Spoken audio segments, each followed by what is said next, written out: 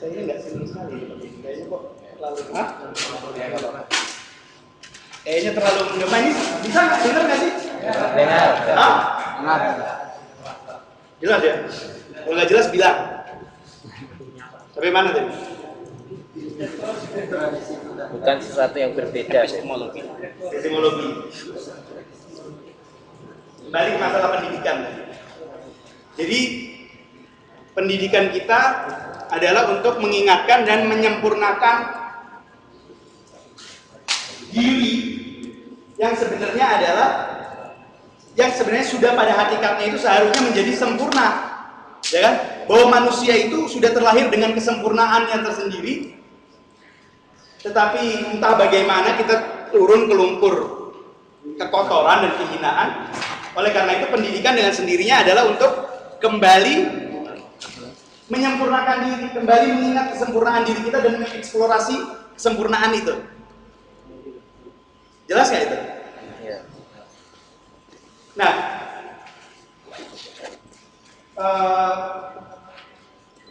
kembali mengingat kesempurnaan itu berarti manusia harus mempersiapkan dirinya untuk menjadi bejana ilmu, bejana makrifat, dan memperindah dirinya.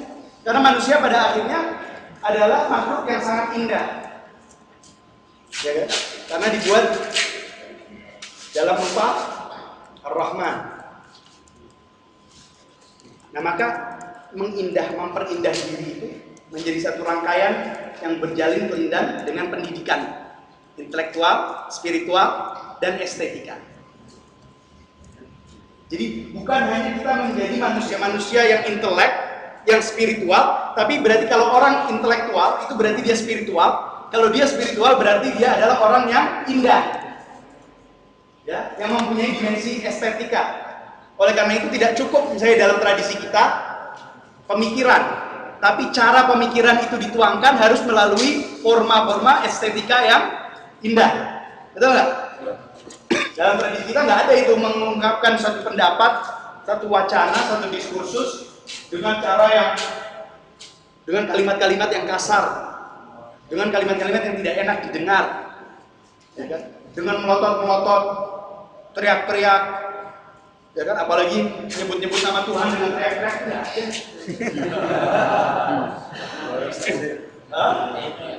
Allah Akbar.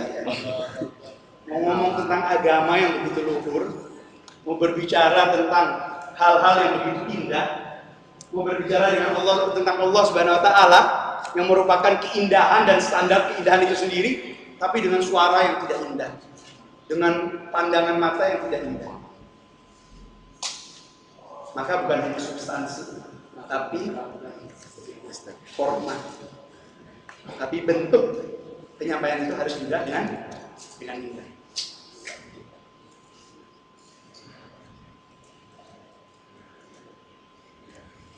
Karena kembali lagi ke masalah mata. Kalau kita sudah mengetahui itu sebagai dasar sistem pendidikan kita, berarti salah satu dari kata kunci dalam tradisi kita itu adalah adab. Ya, adab. Adab itu berasal dari kata ma'adabah. Seperti dalam hadis riwayatkan oleh Ibnu Mas'ud, inna hadzal Qur'an ma'adabatullah fil ardh, masalah begitu punya hadis. Bahwa sesungguhnya Al-Qur'an ini adalah ma'adabah, banquet. Ma'adabah itu banquet. Banquet itu artinya jamuan, hidangan, ya, jamuan. Sesungguhnya Al-Quran ini adalah jamuan Allah Subhanahu Wa Taala. Artinya apa? Jika Anda diundang ke satu jamuan makan, gimana Anda harus makan? Apa Anda makan seperti Anda di warteg? Angkat kaki, pakai tangan, gelegean, Sendawa. bersendawa itu ya. Saya nggak tahu itu bahasa Indonesia itu. Itu kan berarti ada tata cara menyantap makanan yang baik, ada etikanya, ada table manner-nya, gimana duduknya, yang dibicarakan apa, ya kan? Sehingga Anda bisa makan itu dengan berarti adab itu kondisi di mana sesuatu itu ada pada tempatnya yang benar, ya kan? Menempatkan sesuatu pada tempat yang benar. Oleh karena itu sastra disebut adab. Al-Quran seperti hanya tadi banquet itu tadi, jamuan makan malam. Al-Quran adalah kata-kata yang terangkai, di mana tempat-tempatnya ada di tempat yang benar sehingga merangkai kata yang indah, ya kan? Kata-kata itu sebagai dasar, tapi kalau dirangkai dengan indah dia akan menjadi puisi, dia akan menjadi karya seni, sastra. Nah berarti teks kita ini, teks Al-Quran ini kan sudah menunjukkan bagaimana bahasa itu bisa digunakan menjadi membentuk sesuatu yang sangat indah, ya kan? Tetapi tidak hanya di situ, kembali lagi pada diri kita. Berarti adab untuk diri kita itu adalah menempatkan diri pada tempatnya yang baik, sesuai dengan kondisi yang ada, sesuai dengan norma-norma keindahan, sehingga diri kita ini menjadi karya seni. Diri kita sendiri ini menjadi karya seni. Waduh, ini orang kok enak sekali dilihat, selalu senyum, bersih, wangi, tutur katanya, toto kromonya, dan lain-lain. Karena diri kita pada akhirnya adalah seperti halnya tulisan-tulisan di dalam Al-Quran itu adalah ayat. Segala sesuatu yang ada di dunia ini kan ayat. Maka jika Al-Quran sebagai sesuatu yang sangat indah, ya kan? Sehingga orang-orang Arab itu dulu melihat, wah ini pasti mukjizat, mereka akan tahu karena keindahannya mukjizat. Maka pada saat seseorang sudah menginternalisasi, mengkultifikasi, menumbuhkan keindahan itu pada dirinya, maka orang lain akan melihat, oh ini orang ini indah, dia sudah menjadi ayat min ayatullah. Sudah menjadi salah satu ayat dari Allah Subhanahu wa taala. Para aulia, para nabi, para ulama kita terdahulu, mereka adalah ayat-ayat Allah Subhanahu wa taala. Karena keindahan pada dirinya, mereka menunjukkan, jadi dirinya itu menjadi petunjuk orang yang melihatnya kepada yang maha indah. Ya kan? Adab. Oleh karena itu, pendidikan dalam bahasa kita, seperti kata guru saya Syed Muhammad Nagib Al-Atas,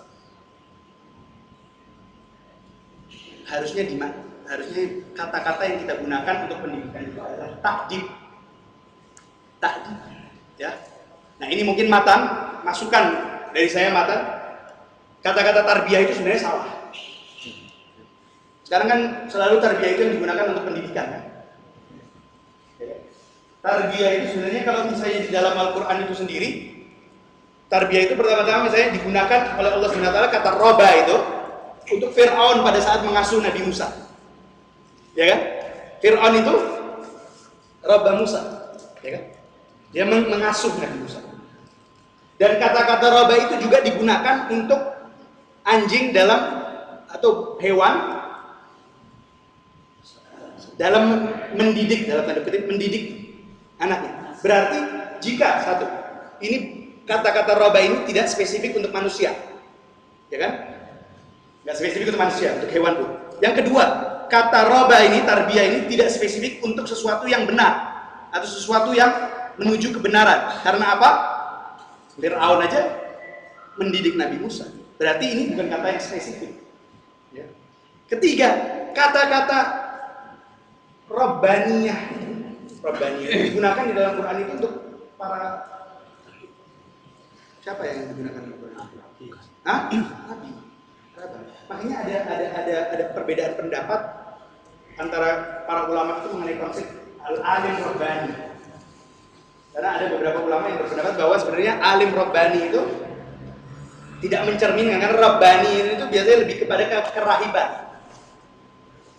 Nah, tetapi Nabi di dalam salah satu hadisnya ada bani Rabbi fa ahsana ta'dib, ya kan? Ada bani Rabbi fa ahsana. Bahwa Allah Subhanahu wa taala yang mendidikku, menginstil adab di dalam diriku, menumbuhkan adab dalam diriku sehingga adabku adalah yang terbaik. Ya kan? Para sahabat duduk dengan Nabi Shallallahu Alaihi Wasallam, melihat cara Nabi Shallallahu Alaihi Wasallam, mencontoh, maka mereka juga mengikuti mata rantai itu. Jadi dari kebertubuhan itu tadi, kita mempunyai silsilah. Silsilahnya itu silsilah apa? Silsilah takdim, ya kan? Silsilah takdim. Mereka bukan belajar kayak kita sekarang. Mereka duduk dengan Nabi, mereka melihat Nabi, mereka bertawajuh kepada Nabi. Sehingga dengan sendirinya tata cara mereka hidup dan berjalan semua mengikuti Nabi SAW. Oleh karena itu kata takdim sebenarnya lebih cocok, bukan hanya karena takdim itu berhubungan tadi dengan adab, ya, baik adab tata cara manusia hidup, tapi juga dengan kesusastraan dan keindahan. Tapi juga kata-kata takdim ini mempunyai hubungan dengan silsilah. Makanya kalau kita baca di kitab-kitab manaqib itu selalu fulan ta'adduban dan lain-lain gitu kan.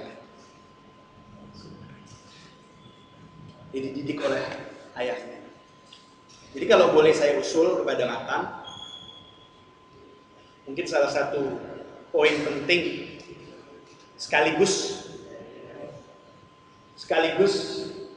memisahkan kita dan mendiferensiasi kita dari orang-orang tadi itu yang suka membawa-bawa ayat-ayat yang indah dengan cara yang kurang indah itu adalah daripada menggunakan kata tarbiyah.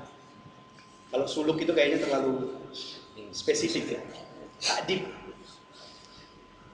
Karena itu juga bersumber pada Nabi SAW. Dan ta'dib berarti bukan hanya mempelajari, bukan hanya pendidikan, tetapi juga yang tadi seperti saya bilang itu kultivasi diri, ya kan? Memperindah diri, mengeksplorasi potensi-potensi yang ada dalam diri.